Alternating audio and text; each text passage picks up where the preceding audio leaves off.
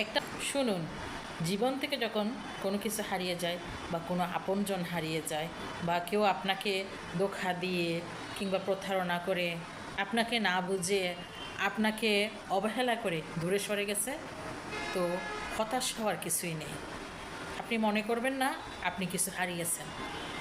আমার মতে যার আল্লাহ পাকের প্রতি পূর্ণ ঈমান আছে এবং যার ঈমান দৃঢ়, সে কখনো কোনো কিছু লস করে, কোনো কিছু হারিয়ে বা কোনো আপনজন হারিয়ে, কোনো সম্পদ হারিয়ে সে তখন হা হুতাশ করে না, বরঞ্চ সে আলহামদুলিল্লাহ বলে।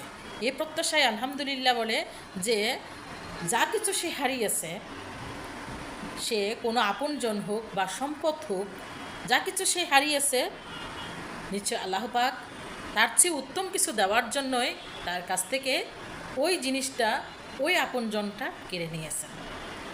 তো যার ঈমান দৃঢ় আছে সে কখনো হতাশ হয় না।